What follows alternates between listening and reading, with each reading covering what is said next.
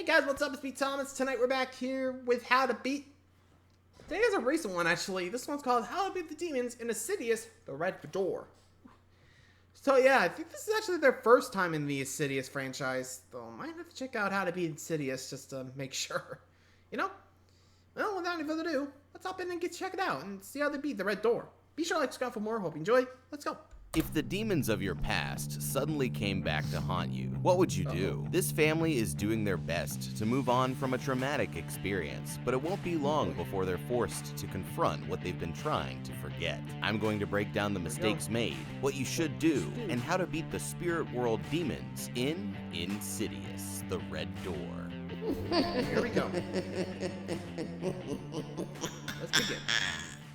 This kid is about to open up a door that really should have stayed shut. After barely surviving an encounter with demonic entities, Father Josh Lambert and his 10-year-old son, Dalton, visit a hypnotist to have their memories of the event repressed. Once hypnotized, they forget all about the spirit world, only able to remember Dalton's coma and recovery. For now, they're able to move on with their lives, but the truth won't stay buried forever. 9 years later, the family attends a funeral service for Josh's mother, who has recently passed away. The hypnosis worked too well, and he ended up losing more of his memory than they aimed for, eventually causing him to separate from his wife and kids. While the Youch.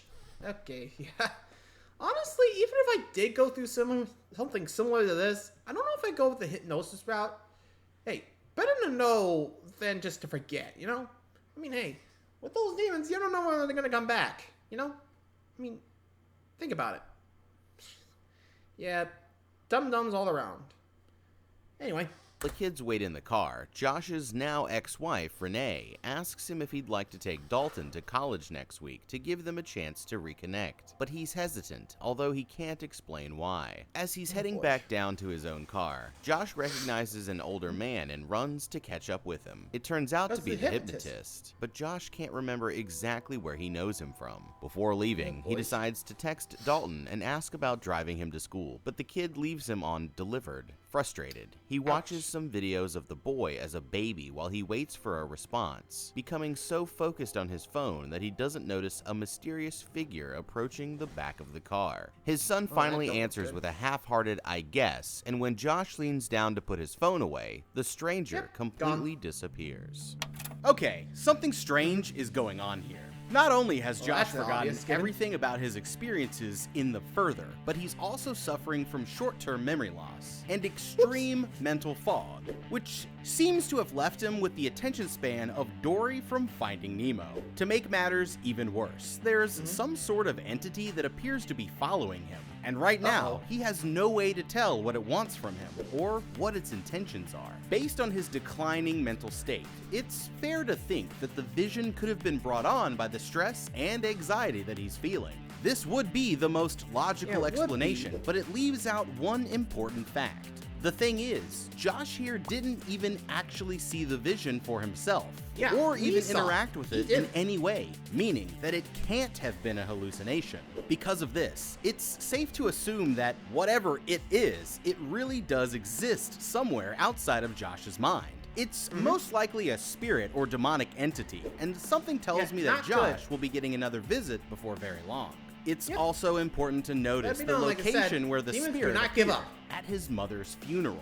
Of course, it could just be awkward timing, but odds are that this is no coincidence, and her death is what triggered it to appear there in the graveyard. Since Josh never even saw it, he's not going to jump into the investigation phase just yet. But if he had managed to catch it in the car's rear view mirror, his first instinct should have been to go home and search through his mother's personal belongings for anything that might explain what its connection to her is, or what it might be looking for.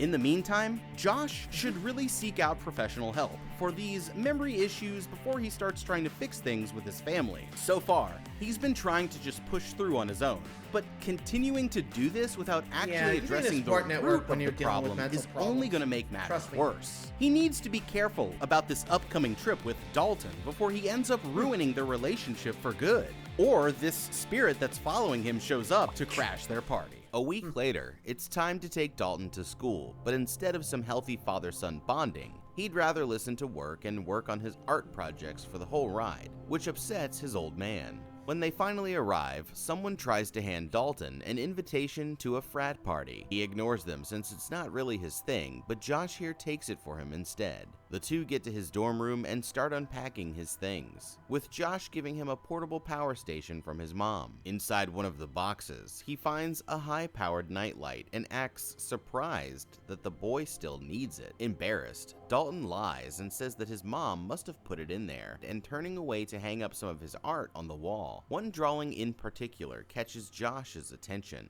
an extremely detailed portrait of his grandmother. Dalton says that it represents the feeling that she was hiding something. Looking around, Josh notices that there aren't any drawings of him, apologizing for not being around lately, and making comparisons to his experience with his own father. Just then, Dalton's new roommate, Chris, stumbles in, and they're both surprised to see that she's a girl. They're all confused for obvious reasons, but she says that she'll head down to the housing office and find out how to get things fixed. After she leaves, Josh hands him the flyer for the frat party and encourages him to check it out. The advice makes Dalton angry, upset that his own father clearly has no idea about what he's really interested in. The conversation immediately escalates into a full-blown argument, with both sides blaming the other for their failing relationship, and ends with Josh storming out of the room to go have a silent boy cry in his car before heading back home. That night, after taking a shower, Dalton returns to his room where he finds Chris jamming out on this goofy instrument called a melodica. She explains that she won't have a new dorm assignment until tomorrow, so for now, they're stuck as roommates. And the two decide to make some small talk so they can get to know each other. When they talk about their childhoods, Dalton says that he can't remember anything from when he was 10 years old, having spent that age in a coma due to what the doctors told him was a severe case of viral meningitis. Eventually, he woke up, but when he did, a whole year of his life had already passed. Chris turns out the light as they're getting ready for bed, forcing Dalton to admit that he's still afraid of the dark. She says that it's fine as long as he doesn't keep her up with a nightlight, but that turns out to be exactly what he's going to do. Being a good sport, Chris covers her head with a pillow to make it through the night, and they both fall asleep. The next day,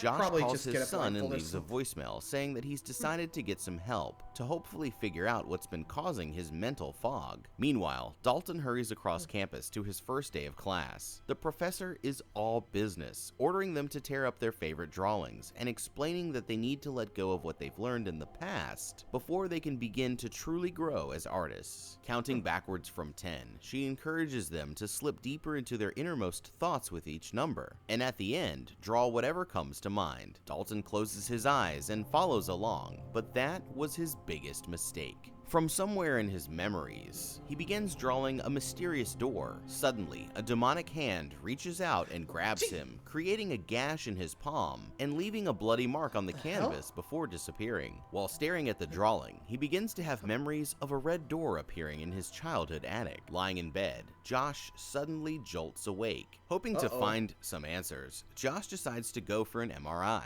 The doctor explains the process and loads him into the machine, and at first, everything seems to be going fine until all of the lights mysteriously go out. Trying to keep his cool, he calls out to the doctor for help, but something about the voice that responds doesn't seem quite right. With no help coming, Josh begins to panic, and that's when a zombie-like hand reaches out from the shadows behind him. Sensing the presence, he tilts his head back to get a look, but when he does, it seems like nothing's there. Suddenly, a demonic spirit rushes out from the darkness straight towards him, but he snaps out of it just in time, apparently having imagined the whole encounter. The doctor comes in and tells him that he's really been asleep for the last 15 minutes. The procedure went perfectly, and the scans show that his brain is completely healthy. This means that there's nothing physically wrong with him, but Josh is disappointed to still have no concrete explanation for his memory issues. The doctor explains that it could be related to stress at home, and suggests that he visits a grief counselor to work through it, as well as look into any history of mental illness in the family. In the meantime, he says that Josh could try stimulating his memory by playing matching games while they continue searching for the cause.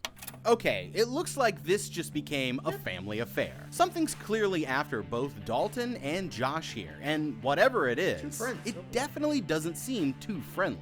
Things might look bad now, but by breaking down each of their encounters, we can start to come up with a plan to fight back. Starting with Dalton, his attack came when he allowed himself to drift into his innermost thoughts, otherwise known as his subconscious. In psychology, the term subconscious describes memories or feelings that exist deep within your mind on a level underneath the thoughts that you're aware of and focus on during the regular course of a day. This means that, to prevent another attack, Dalton needs to keep himself focused only on the present and avoid doing too much personal reflection or deep thinking unless he has professional help, or until he figures out the root of the problem. To stay grounded in the here and now, one of the simplest strategies that experts recommend is to practice focusing on your breathing. By taking deep breaths, you can trick your mind into focusing on the process of breathing itself, preventing you from slipping into your subconscious thoughts. The next level of this is to practice full-on meditation. To get started, Dalton should find an outdoor area somewhere on campus that's not overly busy, but also not completely secluded, in case things go horribly wrong. Then, all that he needs to do is relax and focus on his breathing for a period of about 5 minutes during his first attempts. This might seem counterintuitive because thoughts from his subconscious are bound to pop up. But the point of meditation is to allow those thoughts to pass without dwelling on them, eventually training yourself to focus only on the present. When he's not meditating, Dalton can also take steps to train his subconscious to generally focus on more positive aspects of his life. He can do this by simply using post-it notes to leave himself positive reminders around his dorm room, in his backpack, or on any of his personal items that he regularly uses. Seeing these reminders throughout his day will subliminally cause him to start thinking more positively, and hopefully overpower whatever negative emotions are fueling the attacks. Besides, well, remember, we know, since we saw the ghost behind John, that we know it's probably demons. They don't know that yet, or would know if it wasn't for the hypnosis. So for me, yeah, I'd probably do some meditation, though if I learned it was definitely demons haunting me, I'd be like, okay, where's the nearest church? Oh, okay, good. Okay, let's go. Hey, you got any holy water on standby? Or at least find some way to get some, like, authentic holy water. Not sure how much that costs, but yeah, I'd probably just get that just in case, you know? You know what? I'm kind of curious now. Hey, I never know when I'm going to need it, so I might as well look it up.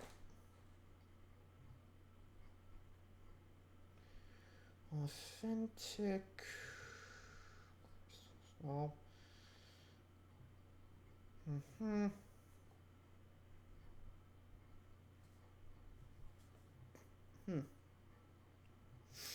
lot of Catholic stores. So Roman Catholics should have waterfront or ask the church where it is. Mark holy water. It's big on. You need to take a clean container. Not sure how much that is, but anyway. GP is silver. On casting. Yeah.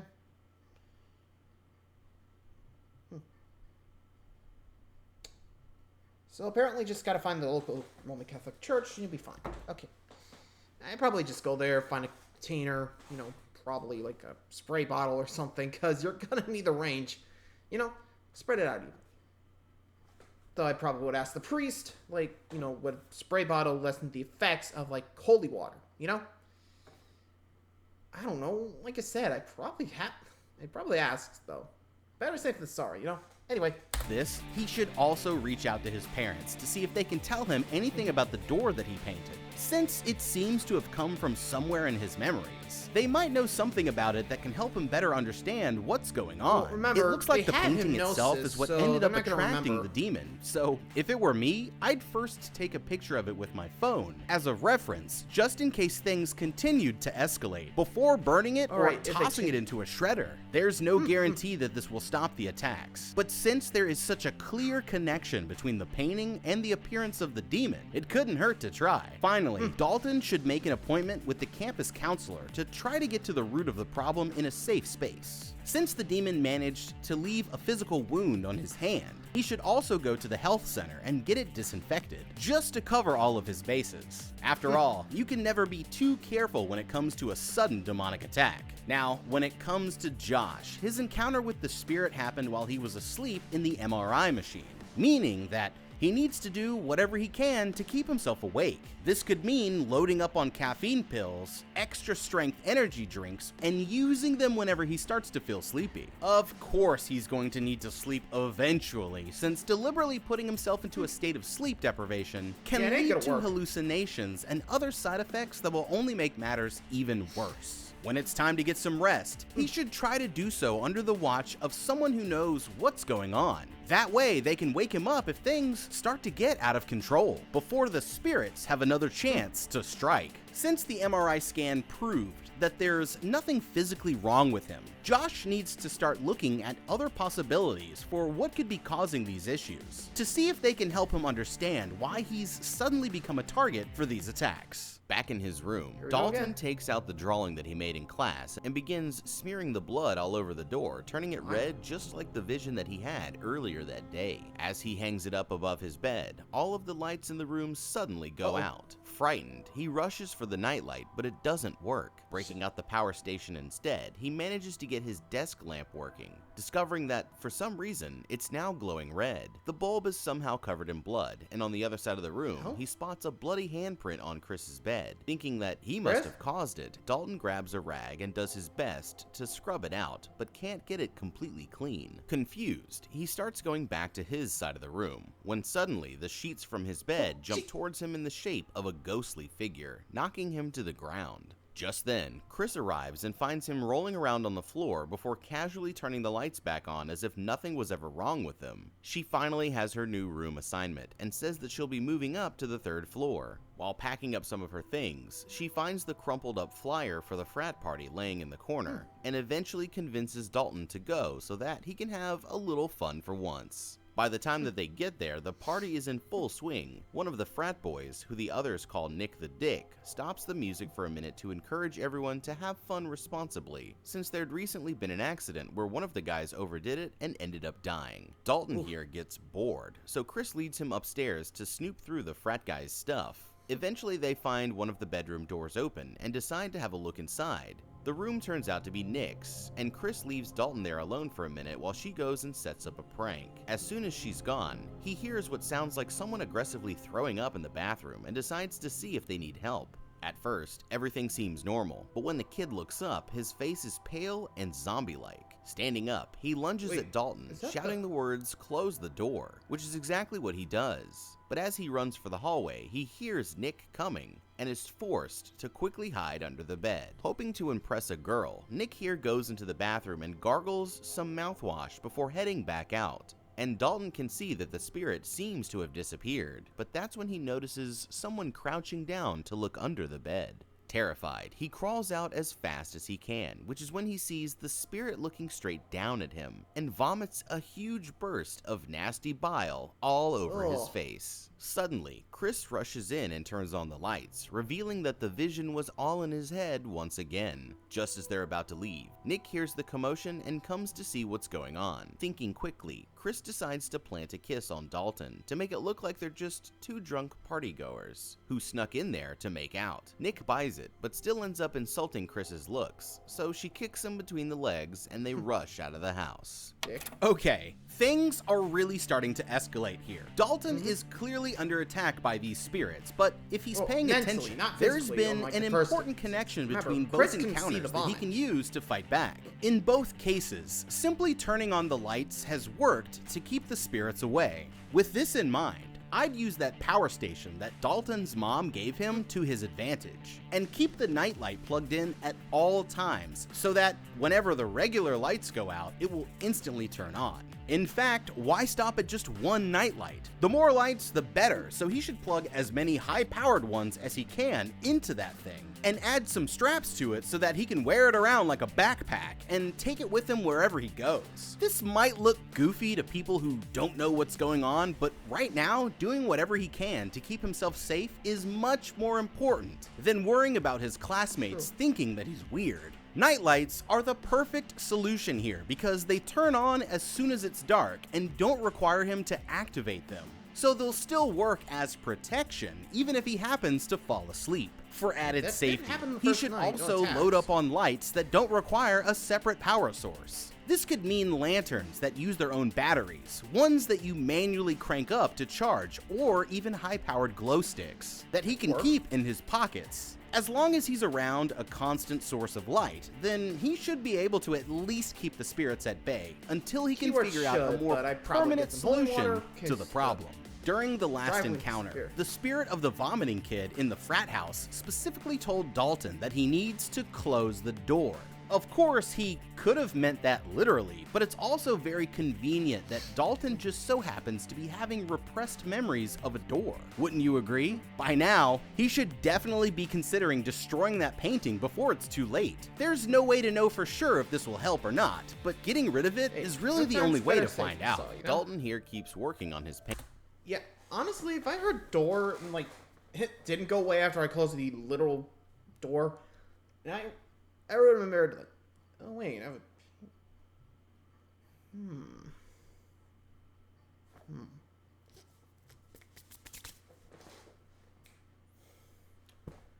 Yeah, I don't know if I don't care if I'm a painter, but yeah, you gotta stop. Like I said, probably burn the painting like in a trash can or something so it doesn't like spread to the house, cause yikes. Like you said, yeah, I probably would have destroyed that painting too after seeing another spirit that said close the door. Anyway, moving along. He's still working on the door. What are you doing? Painting, now adding the rough outline of a mysterious figure. He eventually falls asleep in his chair and immediately slips into the further. A lantern appears on the desk as the door creaks open on its own. He notices his body still seated in the chair behind him, but decides to press on into the hallway. Making his way upstairs, he finds the door to Chris's new room sitting wide open and goes inside, where he finds her lying in bed fast asleep. Still not sure if this is all really happening or just a dream, Dalton grabs the melodica from her desk and blows into it, startling Chris into waking up, although she isn't able to see him. Frightened, she clicks on the lights, seeing the instrument crash down to the desk, and the door slams shut on its own as an invisible Dalton runs out. As he heads back into his own room, a crawling demon rushes along the ground right behind him, but manages to get inside just in time. He hears something knock at the door and cautiously goes to check it out. It's Chris, and she's furious with him for creeping on her. But he invites her inside and promises to explain what's going on. Dalton confesses that he's been having visions, like the dead kid that he saw at the frat house, which all started during his first art class, and painted the mysterious door. Tonight, he was able to travel to her room through a dreamlike version of reality, and now he feels like he's slowly getting closer to something that he can't explain. Chris volunteers to spend the night there to make him feel better. Josh wakes up and makes himself some coffee, but when he heads back upstairs, he notices something strange. The door to his mother's old room is cracked open, with no sign of anyone else being around. He sets up 4 rows of pictures of his family members on the window, and begins trying to match them up without much success. Frustrated, he takes the photos down and rearranges them, never noticing a strange man watching him from out in the yard. As he takes them down again, it seems like the man is gone, when suddenly he bursts straight through the glass. He quickly scrambles to his feet, but now the man is somehow in front of him and chases Josh up the stairs, where he hides in his mother's room. Grabbing her old walker, he opens the door again, ready for a fight, only for the man to appear in the room with him and shove him into the closet, briefly knocking him out. While Josh is unconscious, he slips into the further, where he finds a box labeled Ben Burton. Grabbing it, he immediately snaps back into reality with the box still in his hand. It turns out that the spirit who attacked him was actually that of his estranged father, and tucked underneath some photos is a tag from the LA County Psychiatric Hospital, plus a crumpled up note which shocks Josh when he reads it. Okay, now we're getting somewhere. Now that Josh knows that this particular spirit is really his father, he can start to figure out why the man is contacting him, and hopefully how to send him back to wherever it is that he came from. Although his entrance was definitely dramatic, it seems like this spirit really doesn't have any intentions of hurting Josh. And what it actually wanted was to point him in the right direction, towards the answers that he needed. It left the door to his mother's room open, hoping that he would go in there and have a look around. And when that didn't work, it chased him upstairs and deliberately cut him off, forcing him to go into his mother's room instead, and then tossing him into the closet so that he would find the box. Since it clearly wanted him to discover this evidence, Josh's next move should be to contact the psychiatric hospital to see if they still have any records of what exactly happened to his father, or where he might find any records if the hospital itself no longer has them. Now, even though his father's spirit doesn't seem to be dangerous, I'd still recommend cleansing the house, and specifically his mother's room, either by burning some sage or hiring a spiritual healer to come in and do it professionally.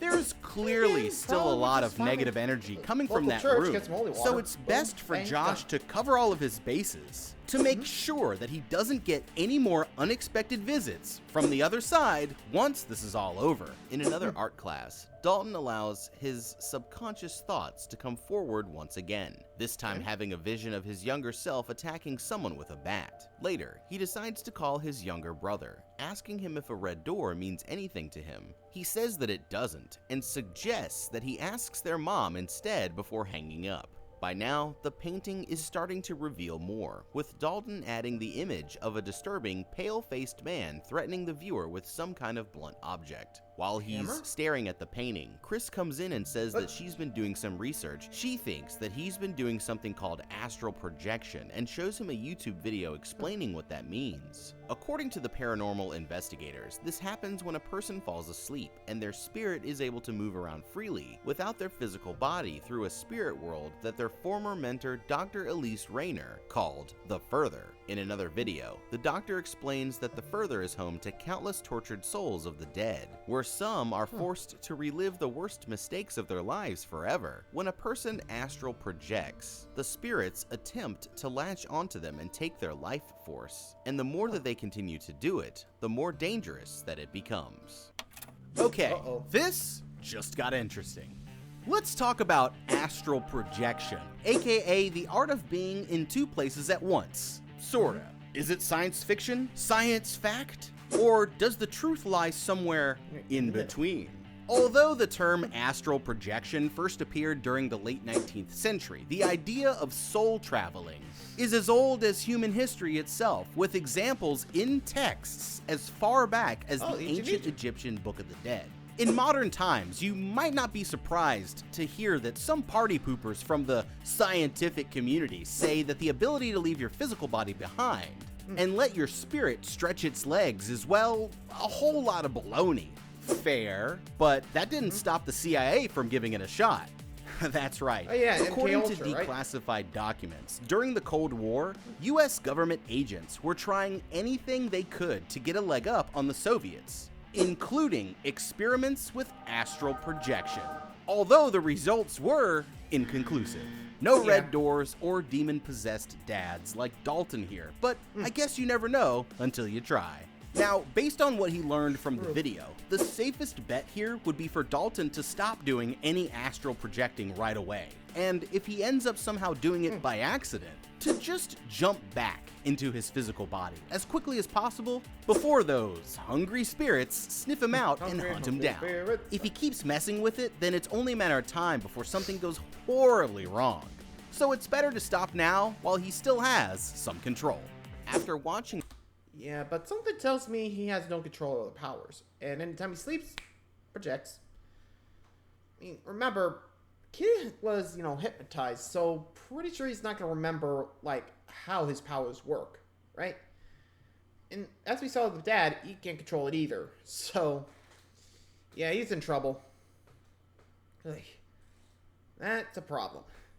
Anyway, back to it. In the video, Dalton here gets an idea. He remembers the spirit of a kid from the frat house telling him to close the door, and decides that he wants to try contacting him again. Chris warns him against it, but Dalton insists that it's the only way, so she reluctantly agrees to help him out. The two sneak back into the frat house and get caught almost immediately, but Chris manages to talk their way past the guards and get them up to the second floor. They find an unlocked room and let themselves inside. Chris sits down to keep a lookout, while Dalton closes his eyes and drifts into the further. Leaving his physical body behind, he slips through the door and heads off on his mission. Nick here gets a stomachache and comes into the bathroom to drop a huge number 2. Just then, all the lights in the house shut off. Chris gets up and tries to see what's going on, but somehow she finds herself trapped in the room. She's nervous. But what's even worse is that something else is in there with her. Realizing that something's wrong, Dalton rushes back down the hall, but a spirit crashes its arm straight through the wall and holds him back. An unseen force grabs Chris by the neck and choking her. Nick busts inside, followed by Spirit Dalton, who can see the lipstick-faced demon crouched over an unconscious Chris. Nick's flashlight drives it off, and he resuscitates Chris just as Dalton jumps back into his own body. Okay, and this right here is exactly why you never hang out with a guy who's going through an astral projection phase. Talk about a close call. If it hadn't been for old Nick the Dick here, poor Chris would have just punched a one-way ticket to the spirit world when all she did was try to be a good friend. Congratulations on making the worst guy on campus look like an absolute hero by comparison. Hey Dalton, you f***ed up. Serious question, while you were invisible manning your way around the dorms the night before, did you accidentally leave your last brain cell back there on the other side? Because I'm struggling to understand why, after watching not 1, but 2 full YouTube lectures about why astral projecting is a bad idea, the first thing you decided to do was give it another try. Hello! We all heard the old lady. She was pretty damn clear about the fact that there's nothing but the tortured souls of the dead waiting for you in there. It doesn't exactly sound like the kind of place where you just casually pop in for a visit to me. It'd be bad enough if you were the only one in danger, but messing with this stuff nearly cost Chris her life. And she's just an innocent bystander in this whole thing. She should have left your weird ass in the dust days ago, but unfortunately for her, she's genuinely a nice person. Well, look where that got her. Choked out by the lipstick demon when she could be back in her dorm room playing Animal Crossing instead of entertaining some weird guy with daddy issues, who, a few days into their friendship, tried to use her as a meat shield for a demon attack. Good luck keeping her around after that one. The warning signs were there, but you just didn't want to listen, and your friend ended up paying the price. Everyone may have survived, but Dalton, there's no denying that you done fucked up. Josh goes to the library and manages to find a copy of his father's files from the psychiatric hospital. It turns out that the man was diagnosed with schizophrenia and claimed to be able to perform astral projection as well. Back on campus, Dalton waits for Chris to get out of the health center. She isn't in the mood to talk after the incident, but warns him that he needs to stop messing with the further before somebody really gets hurt. He decides to call his brother to see if there's anything that the kid remembers that can help him understand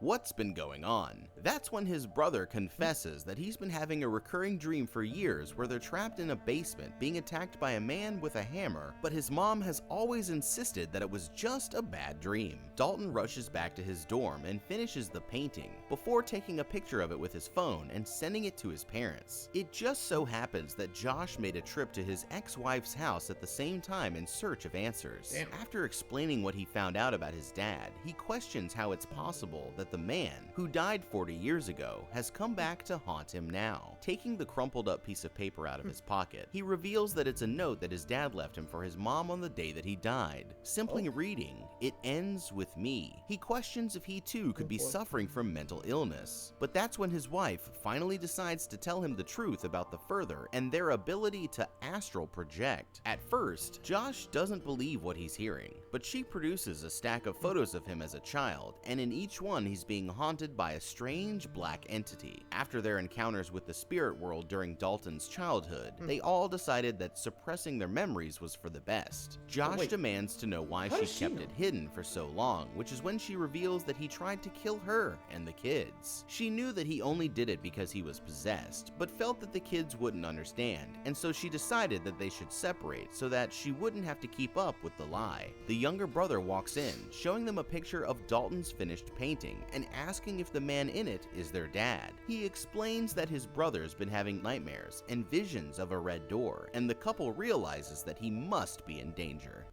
Okay, now that he knows the truth, Josh needs to reach out to Dalton the right way and explain what's going on before he gets into any more trouble. What they need to do is call him immediately and tell him not to astral project or fall asleep until they can all get together and come up with a safe solution. If he doesn't answer, they should still have the option of calling an emergency contact. This could be his roommate, his RA, someone from the campus housing department, campus security, or even the local police, anyone who can get to Dalton faster than they can to stop him from going back into the further. It wouldn't even be necessary to explain why. Just telling them that you were worried about his safety should be enough to do the trick. However they do it, they need to stop him from astral projecting again before it's too late. While all of this is going on, the lights in Dalton's room suddenly go out, and he sees that the hammer from his painting has somehow become real. Reaching out to grab it, he's suddenly transported to his childhood basement and watches from out of sight as his younger self, his brother, and his mom barricade the door, trying to hide from their dad. When the man starts trying to break through, younger Dalton decides to go into the further and attempt to get his dad out before it's too late. As he slips into unconsciousness, possessed Josh breaks through the door and throws his mom to the ground, before setting his sights on the boy himself. Picking up the hammer, he raises it above his head and is about to kill him, but Dalton tackles him to the ground just in time. Suddenly, he's transported into the heart of the demon's lair. As a Tiny Tim record plays in the background, he sees a bunch of mannequins set up all around the room that recreate scenes from his childhood, including his dad rescuing him from the further. Suddenly, the demon lunges at him, and he wakes up lying on the floor back in his dorm. For a moment, it seems like he might have escaped, but the truth is that this is no longer Dalton at all. Just then, Chris comes to check on him and hooks a bunch of string lights to his power station, never noticing the strange demonic look on his face. While her back is turned, Dalton gets up and walks away, and she finds him standing in the corner, facing the wall, Blair Witch style. Terrified, she tries to run out of the room, but he quickly spins around and force pushes her into the wall, knocking her onto the bed. Josh drifts into the further himself with the hope of saving his son. Eventually, he finds a way to the dorm room, where he sees the possessed Dalton turn and spit up blood just like he had his wisdom teeth removed. Just then, he's transported to an endless dark void and watches as his past self carries the boy out to safety. Meanwhile, real Dalton is trapped in a cage made of old wooden chairs deep inside the demon's evil lair. Suddenly, he's dragged into the center of the room by the chain around his ankle. It's his dad, and he watches terrified as the man raises the hammer above his head, thinking that he's finally going to kill him, but instead he strikes the restraints, setting him free. Back in the real world, the demon senses what's going on and releases Dalton's body to go and confront them in the further. Realizing that the demon is on its way, they run out of the workshop and down a long candlelit hallway, with the creature only a few steps behind. At the last second, Josh slams the door in its face. He tells Dalton to go while he stays to keep the door shut for as long as he can. In the real world, Dalton and Chris are being attacked by a group of evil spirits, but he wakes up just in time and they suddenly disappear and begins covering the door over with black. In the further, the demon lashes out at Josh through the door, attacking him with its monstrous arm, but Dalton covers it up at the last second and the door disappears. Okay, it looks like painting over the door did the trick, for now at least. He may have stopped the demon, but I have a bad feeling that this won't keep Lipstick Face back for very long. If he wants to end things once and for all, it might be time to get a little more creative. Here's what I'm thinking. If Dalton can paint things onto the picture that become real in the spirit world, why stop at just covering up the door? Why not go the extra mile and paint the demon being dead, for example? Or paint in a grenade launcher or some military explosives so that his dad could blast the demon and the door right out of existence. Kill him, though. That's a pretty big discovery that he made, so why not have some fun with it? The only real limit here is his imagination, and personally, I'd want to do whatever I could to make sure that I could live the rest of my life without the chance of ever having these problems pop up again. With the battle over, Chris recommends that Dalton get rid of the painting right away, but he says that he's going to hold on to it so that he won't forget the lessons of the past, even if they're painful to remember. Still in the further, Josh takes out the box of his father's things and sets it on the floor where it disappears. Looking behind him, he sees his dad smiling at him with approval before transforming into the lantern to light his way out. As Josh wakes up on the couch, they get a call from Dalton. letting them know that he's alright. In the morning, Josh starts to head home, with his wife inviting him to come over for dinner later in the week so that they can start to work on rebuilding their family. Out in the street, he runs into Dr. Rayner, who promises that he and his family have a bright future ahead of them, before disappearing into thin air when he gets in his car. Sometime later, Dalton finishes a new painting of his dad, rescuing him from the further, and hangs it up above his bed. When he turns around, he sees that Josh himself has come to visit, and they hug it out, happy to have finally ended the cycle. But what? Well, for now. Like we know, demons don't give up that easily, so... Hard to say, though, that thing's gonna come back, but we'll see. Till then, thanks for watching, everybody. See ya.